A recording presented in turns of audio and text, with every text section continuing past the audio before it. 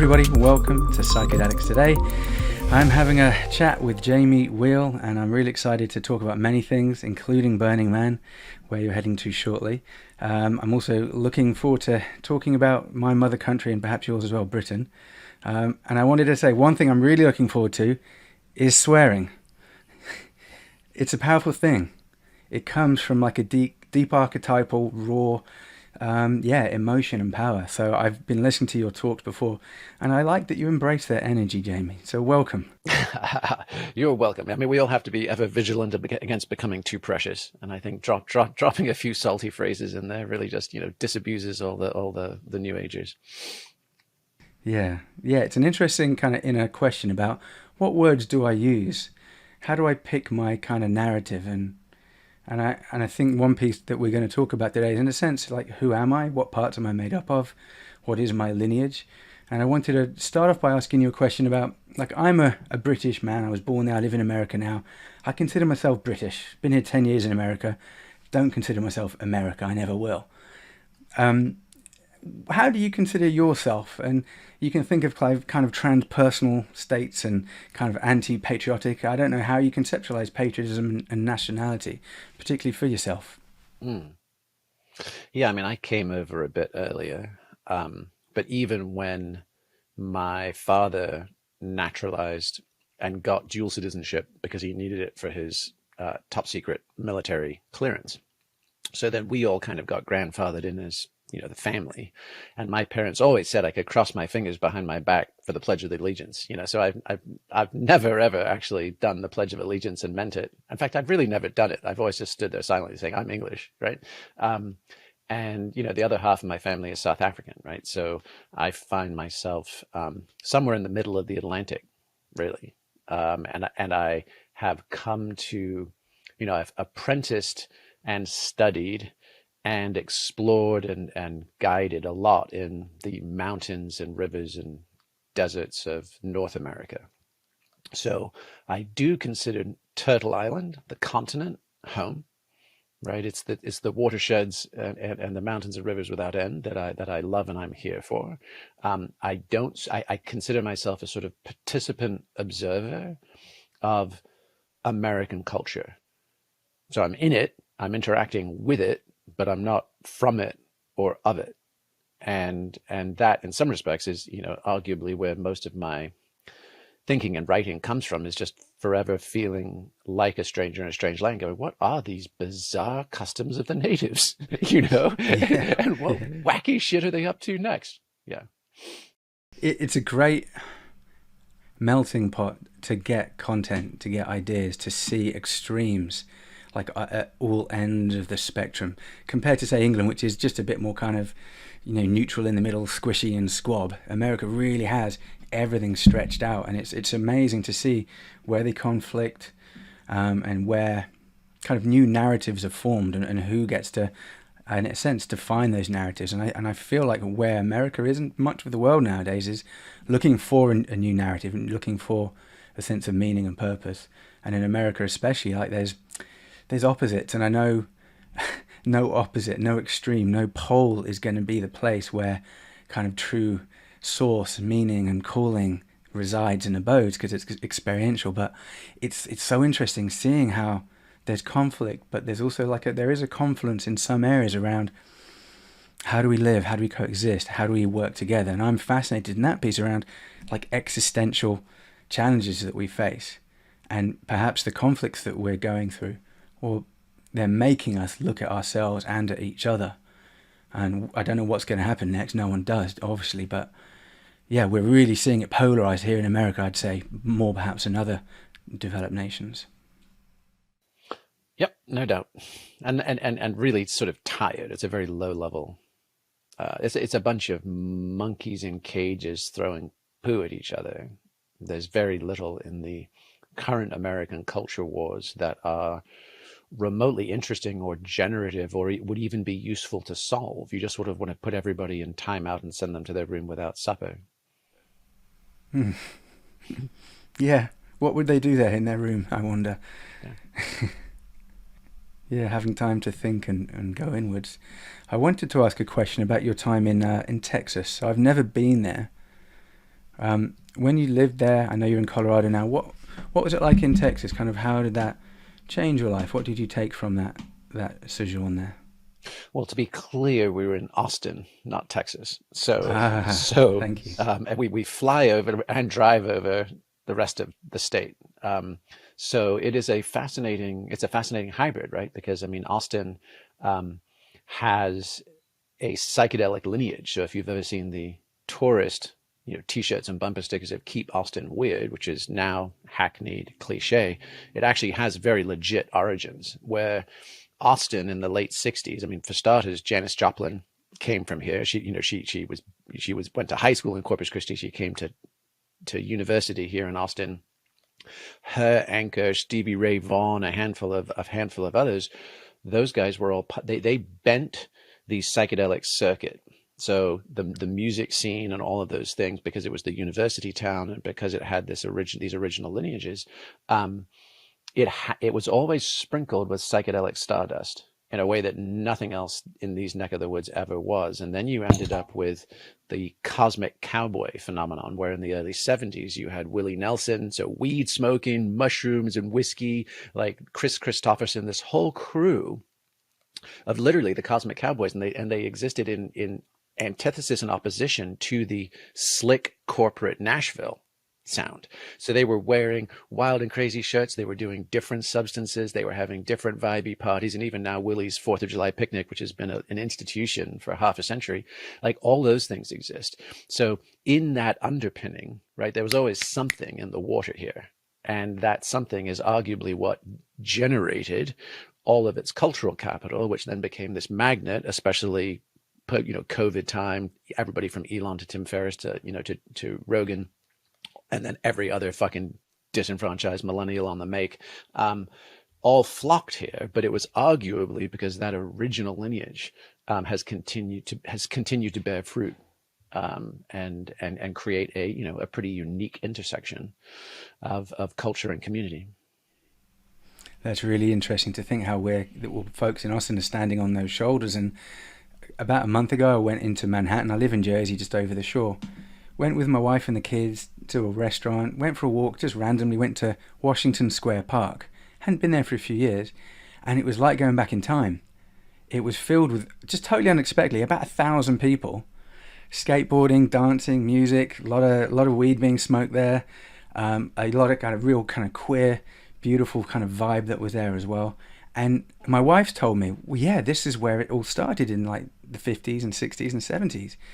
And we went to, and being around Stonewall and that part of New York, there's these places have an energy, and people still kind of congregate there, I think, because it resonates. And it's wonderful to think that these places are spread out throughout the world. Mm-hmm. Yeah, absolutely.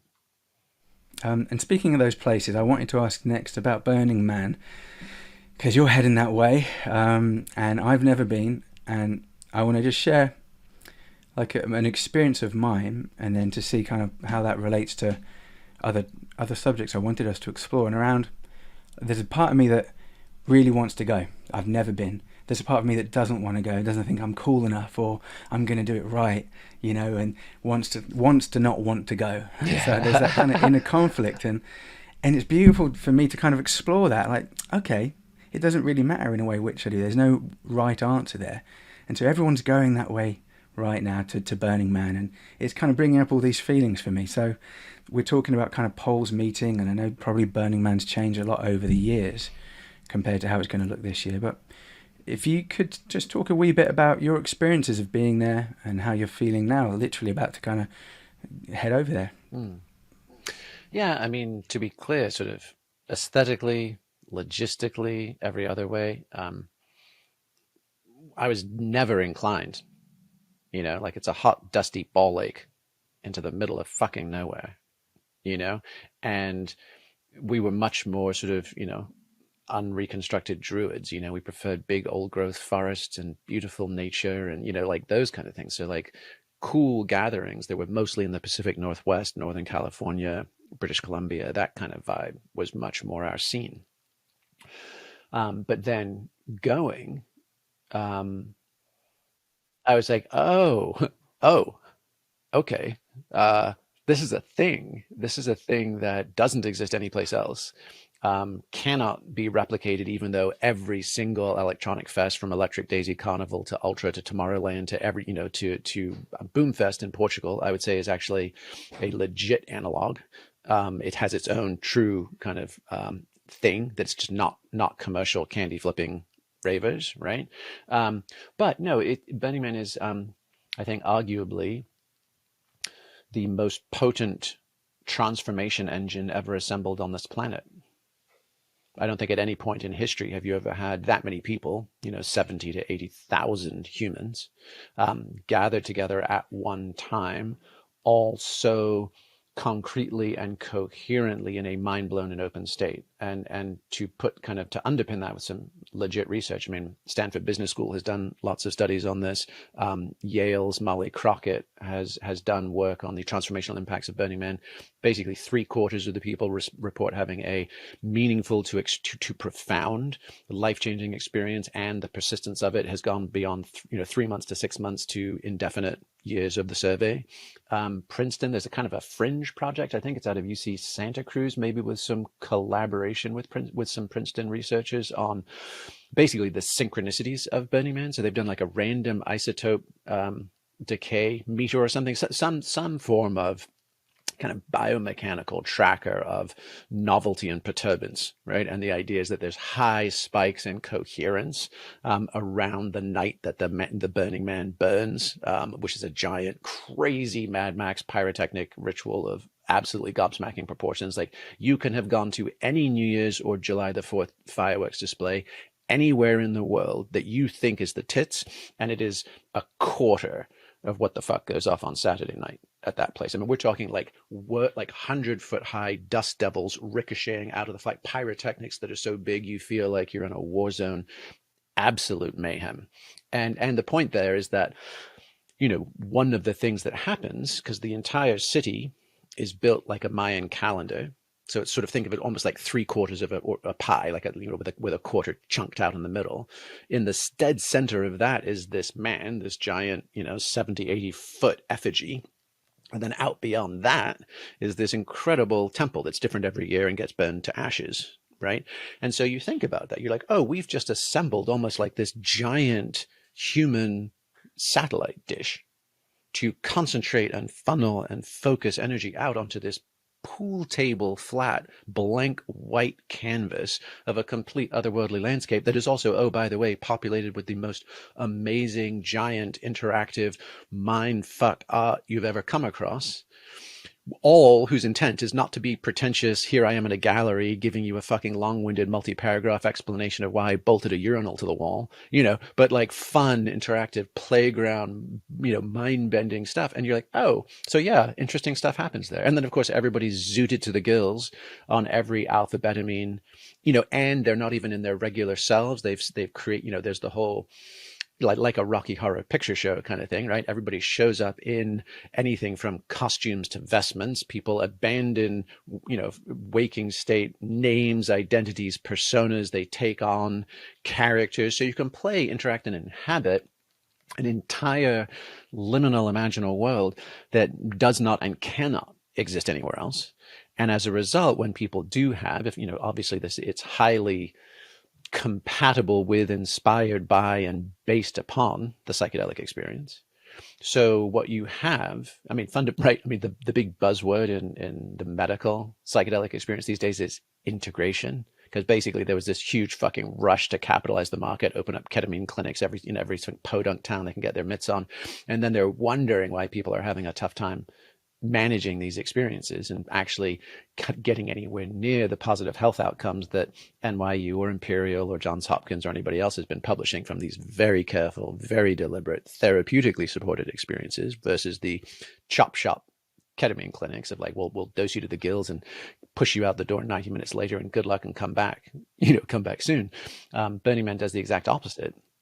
So that, you might have some breakthrough experience. You might have access to non-ordinary states and epiphanies and potential breakdowns, breakthroughs, whatever it might be. So you're cracked open, right? You've lost the kind of skin of socially conditioned egoic, identity.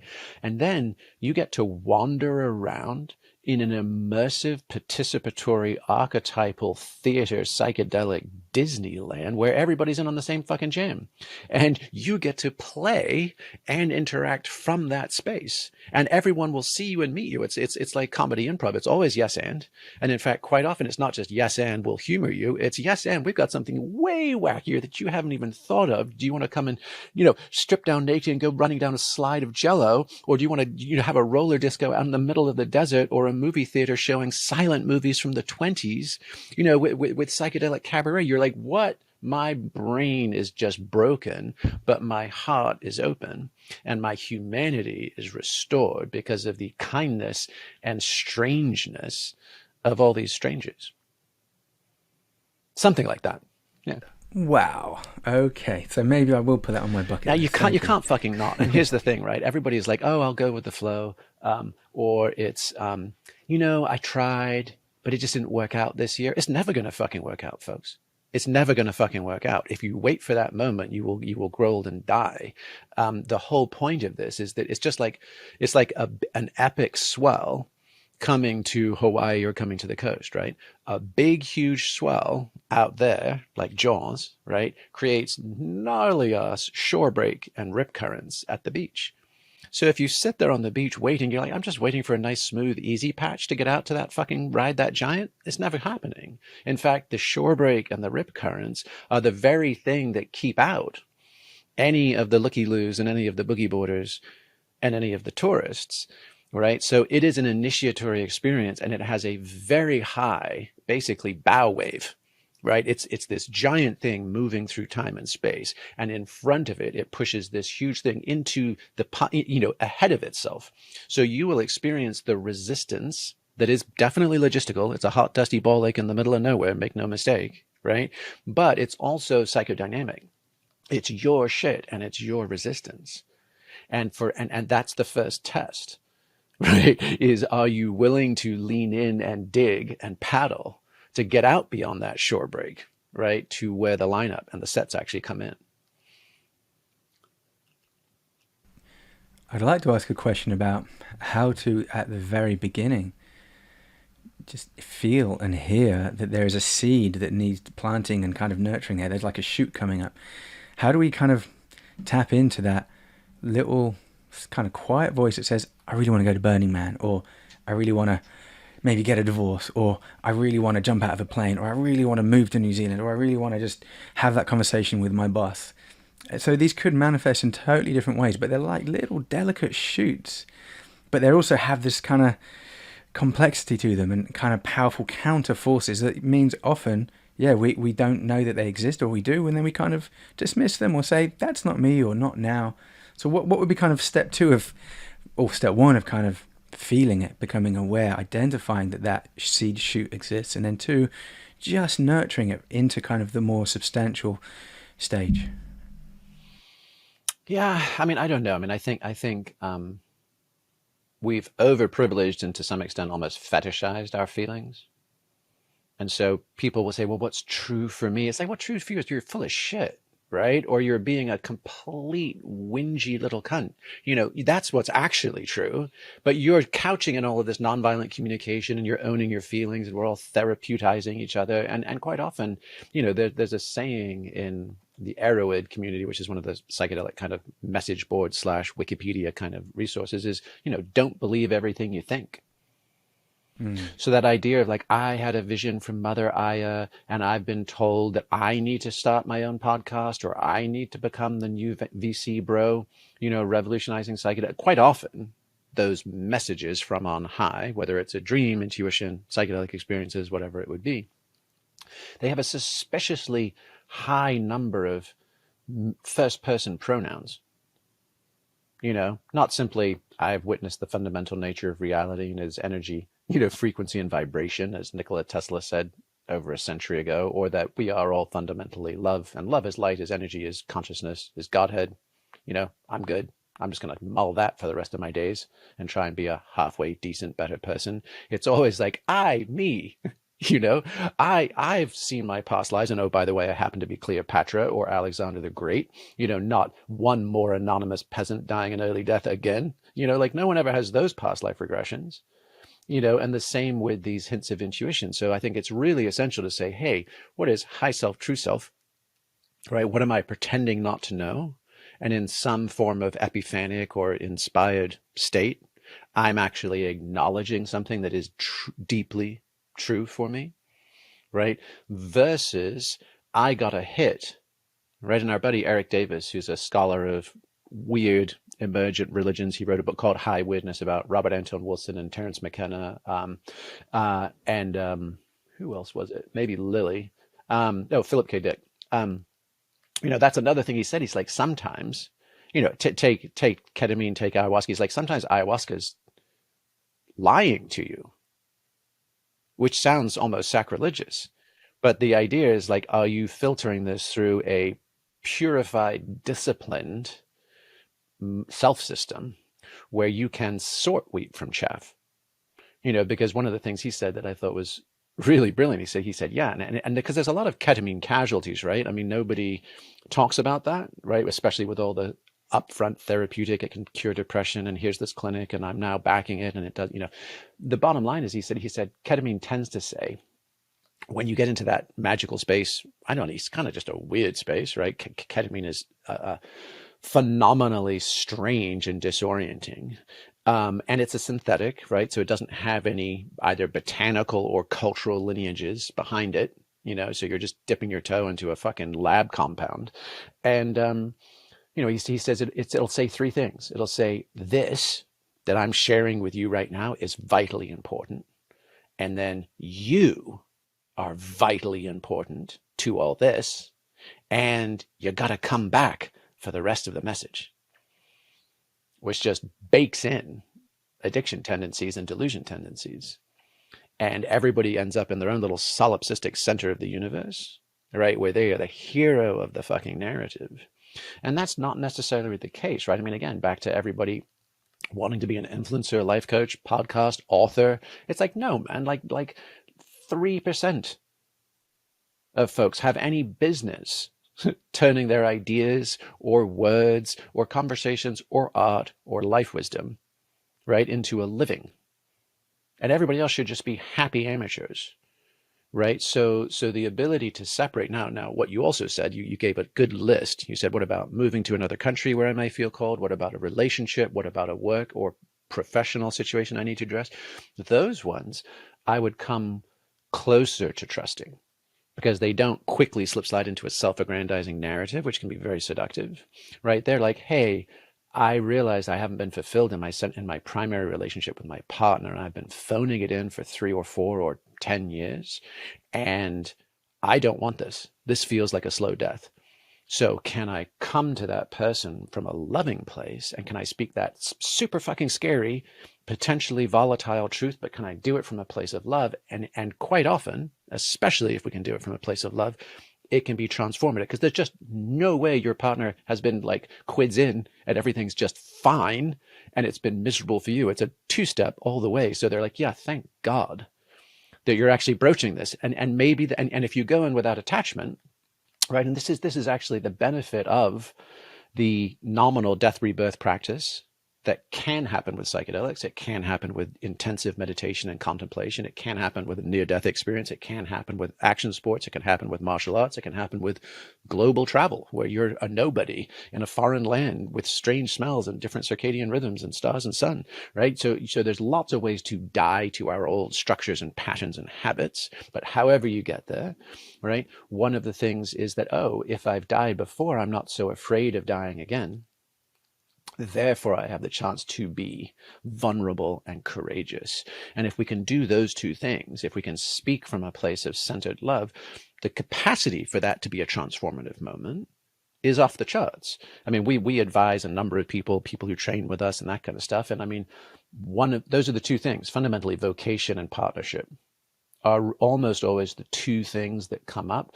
And this is not, I wouldn't take the statistics to the bank. It's just our observation over a fairly small N sample of a few hundred people working this closely with us, is we tend to, women often end up getting divorced after working with us.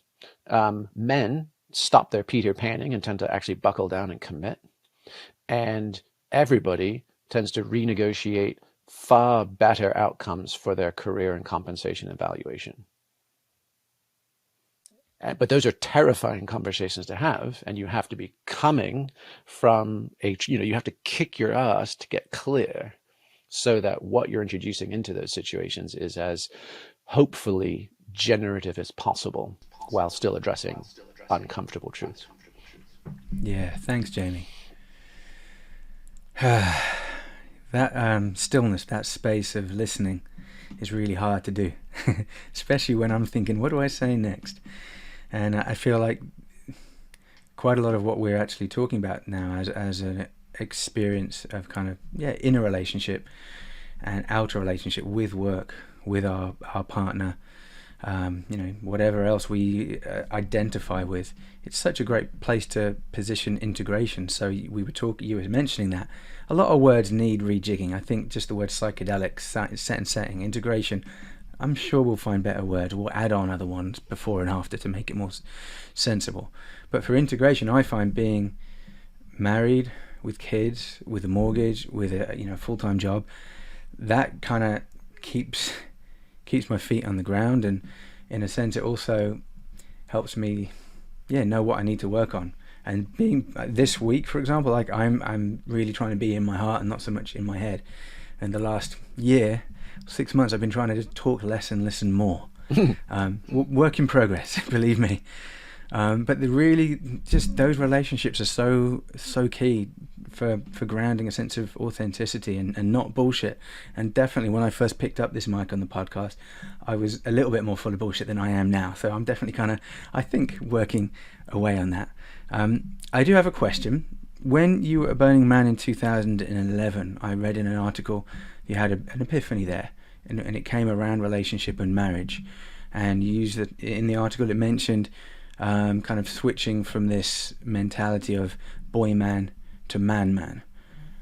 And you were just talking your experiences working with your clients. For a lot of men, it comes to kind of committing more to something rather than away for something. So how do you understand this process of evolving from boy man to man man?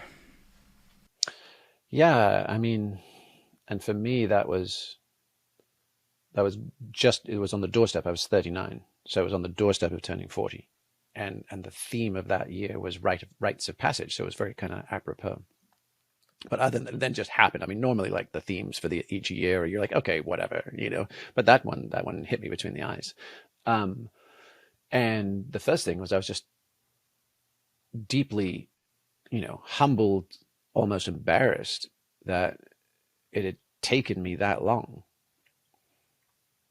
Just dear God. And then of course I look behind me and I see the millennials. I'm like, oh fuck, none of them are anywhere near it. They're just kicking the can of endless Peter Panning as long as they possibly can and delaying commitment to anything or anyone, in exchange for sort of feeding the puer aeternus, the Peter Pan, the eternal child fantasy. But fundamentally, it's the idea that the relentless pursuit of freedom becomes a prison house of its own. And so you're not free. You're actually incapable of committing to anything of lasting value. And therefore, because you have nothing of lasting value to ballast yourself or to be willing to justify sacrificing or trade-offs, you're forever seeking the new and the novel. And that just becomes a hamster wheel straight into the hell realms. And so, I would say that the freedom of no escape, the freedom of finding your hill to die on, the place to take your stand, is a non-negotiable part of manhood. And I don't have a deep genderized dog in this fight. It could be for humanhood, it could be for personhood. I do think that women in general, by default, because of the notion of menstruation, gestation, pregnancy, nursing, like if those are part of someone's life path, as an identified woman, those require a commitment to something other than yourself, bigger than yourself, maybe more vulnerable, maybe more profound, whatever. It is a selfless task. Whereas, and you see this with old men too, right? Grandfathers who they could have had a quite successful career. They could have earned money, power, and influence during the peak band of their sort of male privilege, right? And yet when they get to be older and those things have waned, their social roles, their income, their relevance, they just regress to man-child again. So the sort of the high tide of basically male privilege in a patriarchal system recedes, and they're left basically sucking their thumb and throwing tantrums and bossing people around. And you're like, why didn't you grow up? And the answer is they never had to. Right. And so the commitment there is like, like most good magical or alchemical initiations, you have to be willing to sacrifice it all. You have to be able to willing to toss it on the fucking bonfire and watch it turn to ash. But the good news is you get it all back in spades. So you get love, you get commitment, you get growth, you get bliss, you get meaning, you get purpose, you get willing, you get the, I suppose the counterweight to the grind, right? This is on behalf of others. And that can be, that's arguably all any of us wanted or needed. It's just, cost not less than everything. So most guys will balk, and you're like, oh, you're still making boyish trade-offs. You're like, oh, but how, I don't want to get married. I mean, I could never just turn my back on all that sexy time with all those chickadees. And you're like, really? Like, what was that? What is that? Like, laying lines at a bar and spending too much on alcohol. Like, is that really the thing? Is that the shining thing? Or what would it mean to actually apprentice to the divine feminine in the embodiment of a life partner in some way that unlocks that capability in them and unlocks that reciprocity and relatedness in you? You can't do that with a Tinder date, so really all of those things are just opportunities that it's constantly, what are you willing to put on the bonfire of your own willful disillusionment? And then what do you get back in exchange? To me, that's the art of or not even the art, that those are the initiations of maturation. Thank you. Another word that we might put on the bonfire is neuroplasticity. I think it's a wonderful thing in itself. I think it's overused and, it's simplified.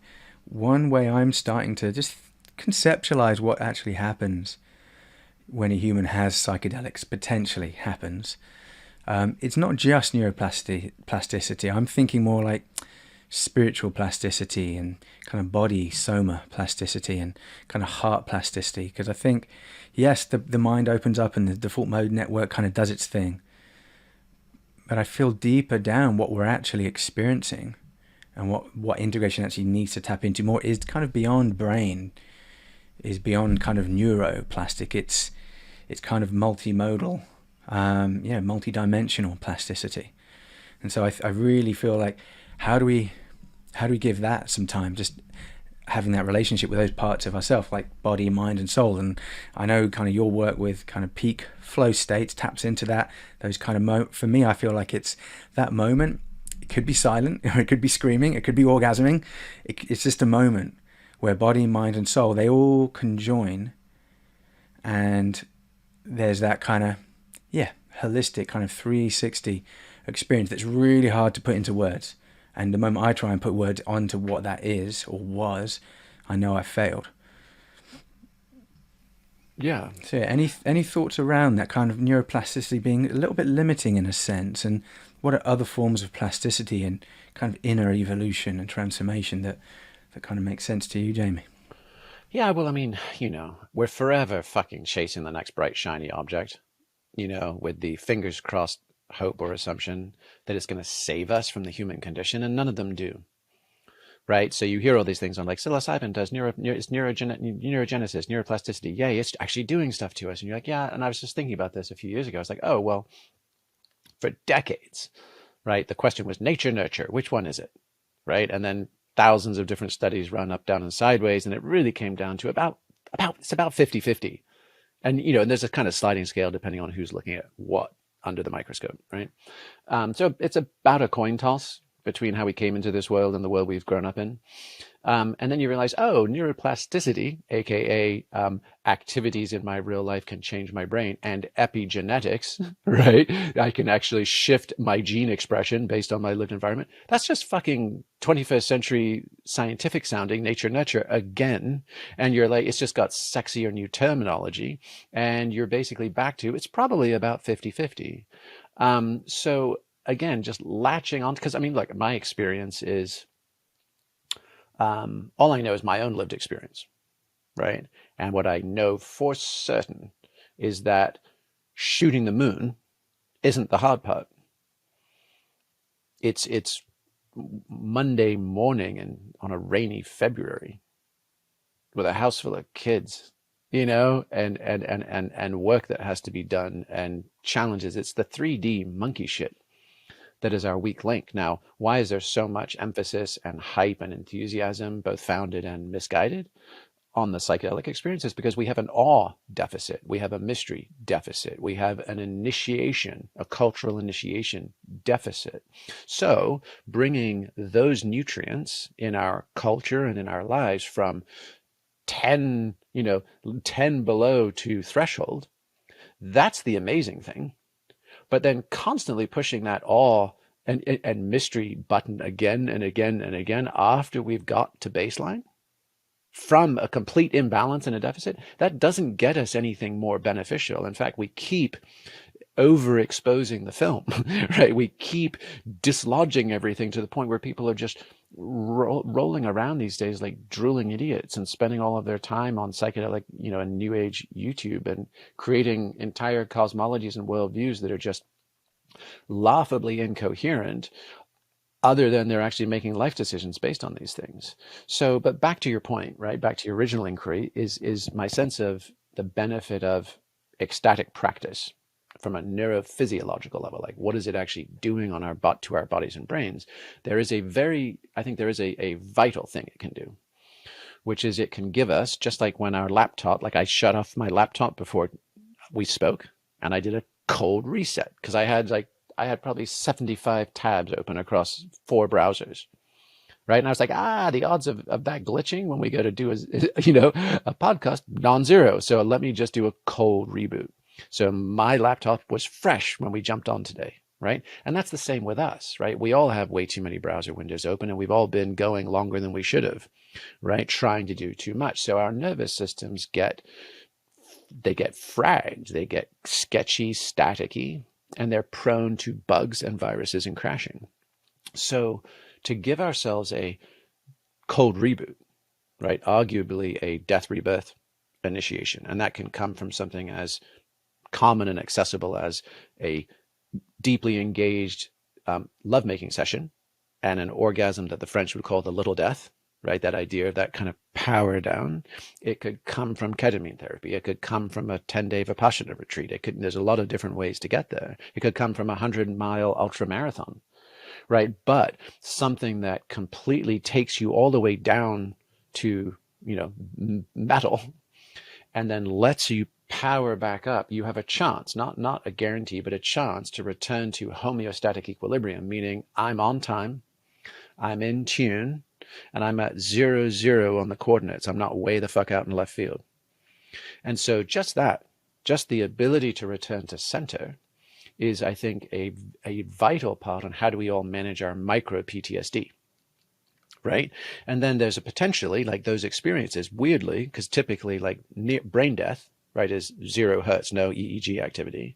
The very first little flickers of brain activity puts you into the 0.1 to 4 hertz range, which is the delta wave state.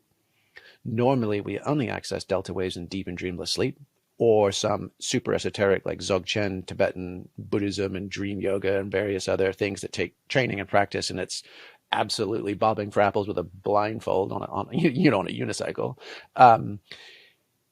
Or, right, you start realizing, when I've reset my brainstem, and by the way, that is what ketamine does, that is what nitrous oxide does, that is what 5-MeO DMT does, all of the things that have those therapeutic effects, the disembodiment, the out-of-body experience, the high information feeds, the antidepressive effects that they've been studying at Stanford and elsewhere.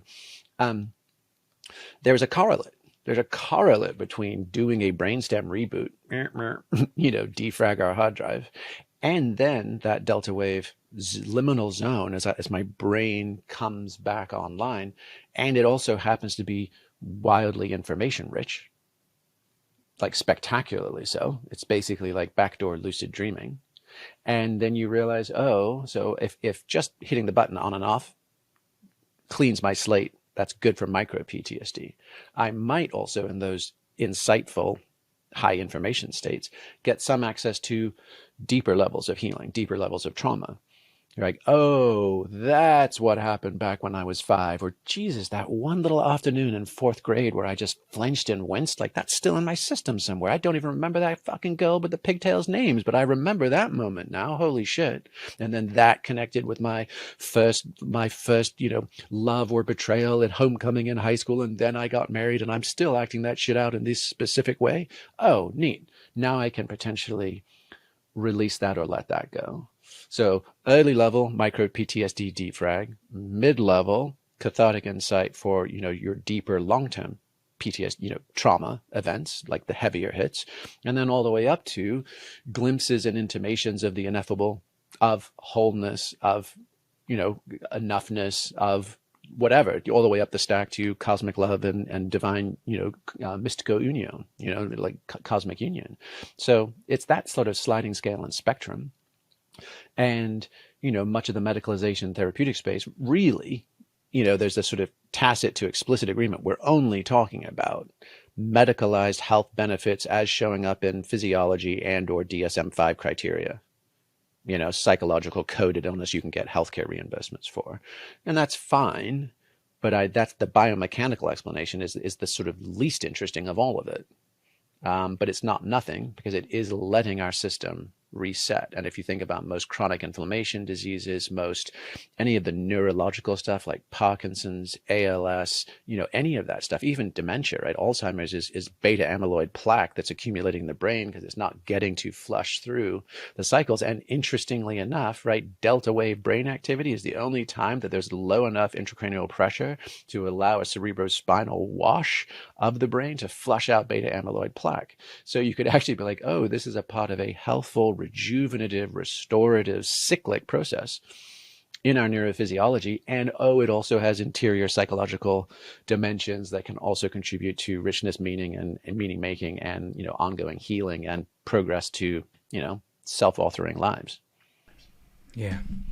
Yeah, I love what you're saying about the laptop, Jamie. I've been having trouble this week with mine and loads of tabs open, and it's just interesting to watch how much insecurity and fear that brings up. Like, what if I lose those tabs? What if my laptop wouldn't turn on for an hour? And so much of my life is invested in this little, ThinkPad. And what you're saying about the medical model, yeah, definitely a place for that, isn't there? But there's so much more than that, and I'm really interested to see kind of where does the research go around some of the illnesses that we've got now that could be benefited from psychedelics and from cannabis. To be honest, I'm really interested in both psychedelics, mushrooms particularly, and cannabis, about some of the conditions that they could heal in combination with therapy and exercise and plenty of other things, but as part of more just getting out of the clinic and the hospital and trying to get new definitions of health and life and vibrancy that's just, not going to come from a therapist or from a pill, but that they can be part of it. That I think the molecule approach to psychedelics every week with a new company that gets launched with a new molecule and a new bunch of VCs behind it, it doesn't interest me that much. I don't know how many of them will survive. I'm more interested in, what are the new kind of protocols that we're going to develop around how we talk about these experiences, about how folks can kind of be led and guided into that and then can be, feel safe kind of experiencing them and then making meaning of them. And no one's going to get IP over that. So, there's a lot more other than molecules and other than just the psychotherapy bubble you speak about, I know. What are some of your thoughts around, say, virtual reality or microdosing? Because those are also things that are kind of part of this new psychedelic wave. Any thoughts about either of those two? Yeah, I mean, neither's going to do a whole lot. The simple thing is we're just continuing to kick the cans. We're clever monkeys And then there's also these there are these relentless market incentives. So everything gets commoditized. Tim Wu at Columbia, has that book, The Master Switch, where he talks about information technologies. And they always start out utopian, like this is going to change the world. BBC Radio was supposed to change the fucking world. Telegraph was supposed to change the world. Like all these really old school janky ass texts that we wouldn't anywhere ascribe that kind of agency or capacity to. Chapter and verse, you read the headlines, you read the boosters back in the day, that this is going to change everything and it's going to be by the people, for the people. And then invariably they end up hegemonic and centrally controlled. And that happens every goddamn time. And it's the same with crypto. It's the same with the metaverse. It's the same with all these things. And, by the way, Phil Rosedale, the founder of Second Life, the original metaverse 20 years ago, we were at a dinner with him at South by Southwest. And that's the dude who actually has done it, right? He's not just writing press releases about what they think they're going to do or pitch decks to get some money to try, right? He's actually done it. And he's like, I'm massively skeptical of what the hell's going to happen with the metaverse. And even if it does work, let's assume that relentlessly in a decade, we will have, visually inhabitable realms. Okay. And let's say we've even solved silly headset issues and we've all got, heads up display retina contacts. Okay. Then what? Then we have just built our own vats of goo and climbed in them ourselves. And there was no need for the scary machines in the Matrix. And there is some irreducible element of being a human incarnation. Because no matter how virtual our economies get and no matter how many apps pretend to live our lives for us, we still have to eat, we still have to shit, we still have to fuck in 3D in our bodies. And oh, by the way, we're given opposable thumbs and eyes and noses to smell and ears to listen and bodies, bipedal bodies to ambulate around God's green earth. And when that stuff gets forgotten or marginalized in favor of kind of Ready Player One, dissociative dystopias, you're like, this doesn't end great. This is just one more escapist notion. And it's almost always being sold by pueriternus boys, children. You don't hear libertarian stuff. You don't hear effective altruist stuff. You don't hear blockchain, crypto utopian seasteaders. You don't hear metaverse stuff from, either wise elder men or virtually any woman, let alone a mother. The singularity is just the rapture for virgin nerds. Because if any dude had actually known the embrace of a dear woman, of have been opened, to that kind of, why in the hell would they be looking to upload their consciousness to a fucking laptop? And what's your sense, Jamie, around just that kind of bipolarity around, say, dystopia and utopia and that tendency to think we're fucked? And then the opposite is like, kind of universal love and everyone should take psychedelics. How do we kind of have a more nuanced exploration of that, kind of internally, but as well as kind of interpersonally? Yeah, look, we are well and truly fucked. We are into a massively hard time coming, and I don't think that there's any structural way around it, simply because we've exploited fossil fuels and fossil water, meaning sticking wells in the ground and pulling up aquifers that took tens to hundreds to millions of thousands to millions of years to charge. And the same with carbon.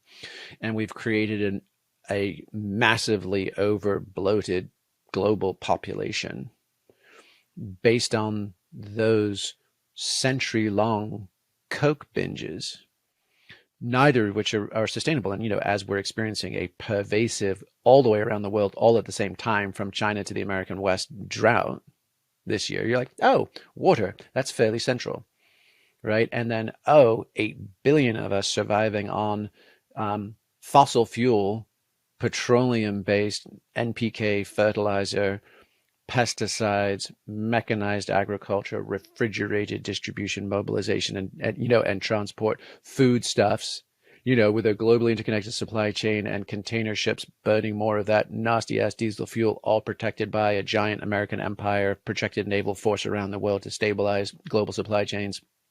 A pair of Levi's blue jeans is made in I think 9 countries.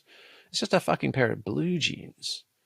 You're like, this isn't normal. This has never been, and this has only existed in the past 75 years, right? In this very, very, very random, highly unlikely concatenation of events, including the projection of an American empire through commerce, not military occupation. So you're like, you run all those traps, and you're like, plus anything we do now has a 20 to 30-year turnaround time, right? So we're in it, and we're in for a super hard time up ahead. And if you run all the linear traps, you'd slit your wrist tomorrow. But there is this element, and this is one element where a little bit of psychedelics can be useful and too many is massively distorting and diluting, which is some sense of, well, what if somehow, against all odds, we pull this off? Right? What if that's possible? And there's actually a term for it in the psychedelic literature. It's called escatothesia. And the eschaton is the end of time. And escatothesia, right? Like synesthesia is like hearing colors or seeing sounds. Eschatothesia is a sense, quite often in a non-ordinary state, of I have glimpsed the end of time, and somehow we're still there and we're celebrating and it worked out. Neat. Right? No idea how we're going to get there from here. It doesn't look great right now. But how on earth, on the other hand, how on earth would so many people be seeing or glimpsing that? Right? So not to assign any certainty to those insights, right? But on the other hand, they are alive in many people's lives. And you don't have to come to it through a psychedelic experience. It could be a religious or faith-based commitment. It could just be, I'm just basically wired to be an optimist and I'm not going to go down without a fight, right? There's a lot of different ways to come to what University of Chicago scholar Jonathan Lear writes about, and he calls radical hope. And he had done a study of late 19th century American Indian reservations, and he was interviewing Pawnee and various other folks about that experience. So Jonathan Lear was doing the study at the University of Chicago, and he was assessing the accounts, obviously back in the day, of Indian chiefs and leaders and everything else who had their lives decimated, right, by the U.S. cavalry, removed from their homelands and their sacred sites to these reservations, shit land no one wanted, thrown in with enemies and strangers, from other tribes and nations. So as cataclysmic a destruction of lifeways and purpose as they could imagine. And he was naming this description of radical hope. And radical hope is not hope that things are going to get, quote unquote, back to normal, right? Or that our best envisioned future is going to be ours to have soon. It's belief in a future you cannot see from here, but you commit to nonetheless. And it might be a future that you're saying that we probably won't get to see the fruits of, but if we can kind of commit to the work, then perhaps in a few generations, it's not going to be quite so dire. And to whatever that means. Yeah, exactly. And I think that there's a critical piece here, which is we are deconditioned consumer zoo animals. Never have we had such a bunch of weak sauce, fucking wannabe humans, so utterly incompetent and dependent on everything. I mean, most of us are just dead to rights if our fucking iPhones run out of batteries. We can't buy anything. We can't navigate. We can't travel. We don't know we can't call anyone. We are absolutely useless based on the shelf life of our iPhone battery, right? And just that's ludicrous. Right? If you were hanging out with Mongolian herders or Tibetans or Rwandans or Lakota or anybody, anywhere, anytime in human history, you would be seen as handicapped and a liability. The only American military that have been able to, that have ever earned the respect of the Afghan warlords are the tier 1 special operators. So like SEALs and above to SEAL Team 6. Like that's it. Any other regular, even all the way to like Army Rangers, they're like, you guys are too soft. You cannot hang with us. Far out. Right? So there's that sense of, and for sure SAS and SBS would be in that tier 1 category as well. Right? And the sense is that we have to have courage and conviction that we can map and model 90% of this. 90% of this looks really grim, but there is invariably that 10% that we can't see from here, right? That is the leaving space for grace, So radical hope and leaving the space for grace. That's the way, that's how we live into and through the hard times to get to and deliver upon the promise of radical hope. And if we really want good examples of this, right? 19th century Indian reservation removal is one tragic one. But any fourth world culture, and the fourth world is a term described, back in the day, it was first world was the US, NATO and its allies. Second world was Soviet bloc. Third world, which became synonymous with poverty, but was everybody not in one of those other two buckets and getting aid money, right? But the fourth world were dispossessed diaspora peoples. So it could be the Ashkenazi, it could be the Kurds, it could be the Tibetans, it could be the Rohingya, it could be any, it could be the Uyghurs, right? Anybody who is sort of, a people without a home. And if you look at those communities who have actually had to go through, and then, and indigenous communities everywhere, right? If you look at how those folks have done it, right, and how they've actually made their way through these experiences, it's profound and powerful. And even something, I was speaking at that Horizon Psychedelic conference in New York in last December, right? And that was a gathering, the largest, I think, longest running psychedelic conference, at least in North America, maybe the world. And it was a gathering of the extended tribe, all the researchers, all the academics, all the policy advocates, all the those folks. And there were a couple of Jewish Shabbat dinners. It was a Friday, and there was and it was also Hanukkah. And so there was this combination of a Shabbat plus Hanukkah observances, and there is this everybody from Rick Doblin to Julie Holland, to lots of guiding lights within that community. Me too, I have to say, Jamie. Are of Jewish descent, right? And they were bringing that experience of like, hey, way back in the day when our backs were up against it, we prevailed through 8 crazy nights, right? And we are observing and we are bearing witness to keeping that flame alive. And we are handing this down through generation to generation. And afterwards I was so moved by it. I was like, oh wow, this is medicine everyone needs. Went back and, just found black and whites of German Jewish families observing Hanukkah in the midst of the Holocaust. And you're like, okay, like we're all heading somewhere that way. May or may not involve mustache twizzling villains next time. It could just be, a general systemic collapse shit show, and probably geopolitical, mayhem. But on the other hand, it doesn't even necessarily need one, right? The villain is us aggregated through generations of unconscious action, now coming back to bite us in the ass. But we do need forms of buffering. We do need forms of atonement, testimony, renewal, and reaffirmation of faith and belief. And something that those diaspora communities, that fourth world wisdom, right, is that, and back to the Hebrew stories, right? Moses busts ass for 39 hot and dusty years through the desert, gets to the doorstep of the milk and honey, doesn't get to step through it into himself for himself, right? But he does his thing. And there's that beautiful line from the Talmud, this is all your world, right?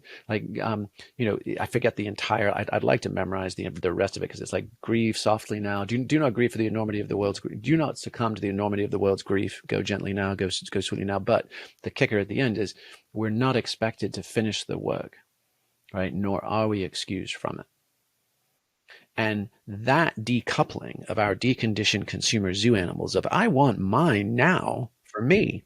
I've been primed for that my entire life. I've got chronic halitosis. I've got dandruff. I've got itchy. I'd like a cold light beer. I'd like to download this app and have my food and my delivery and my laundry taken away. I want it all now. And if I don't get it all now, I am conditioned to tweet about it, to rage about it, to give you a shitty Yelp review, or to pull a Karen and call the manager.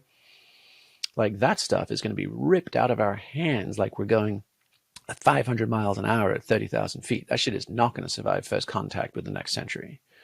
So how do we toughen the fuck up, but joyfully, courageously, playfully, right? And be willing to give up our relentless pursuit of freedom, back to the man-child thing, and be willing to take our stand and say, this is who we are. This I am here for, all of us or none of us. I reject everything from, fucking off to Mars. So this planet, this is our home. Let's fix it or die here, right? These bodies, right? I'm not going to engage in ridiculous warping plastic surgeries or desperate efforts for life extension. and nor am I going to, end this lifetime, right? And nor am I going to try and upload my consciousness, or keep my brain frozen in this vat of goo. I'm going to do the analog human thing. And I'm going to commit to helping everybody around me try to do the same to the best of our abilities. Amen. Amen. So yeah, if psychedelics can help us with that, I'm all for them. But when people go back to that wishing well, or just start peeing in that pool, or drowning, those are silly things to do with it.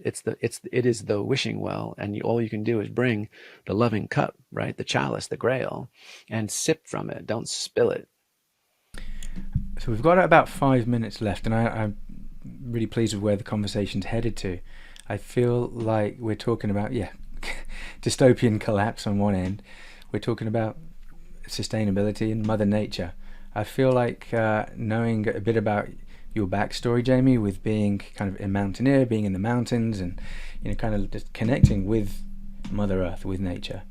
What's your sense around the teachings that we're getting right now, like kind of being kicked in the arse by what we are doing to her, and then how is she expressing her disdain to us?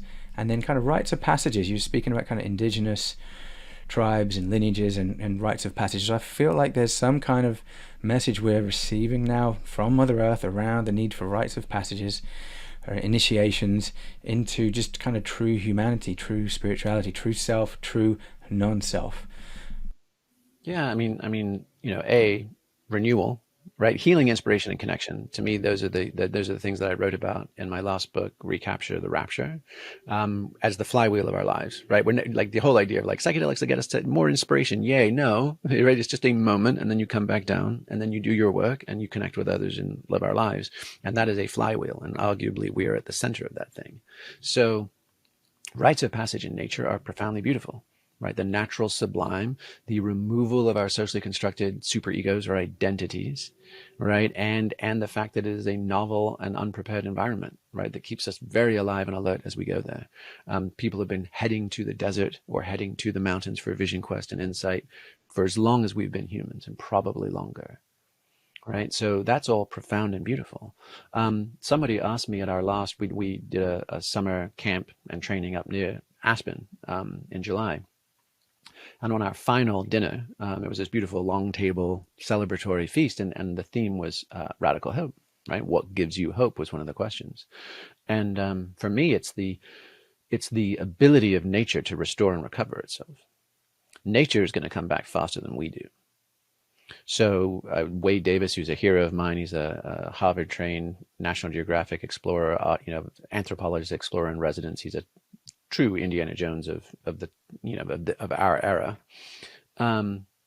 He said that he went back and was working with some First Nations elders in British Columbia, and their longhouse was actually in a forest that he, as a young guy earning money, had clear cut as like a sort of 20-year-old earning his money to go back to Massachusetts for grad school.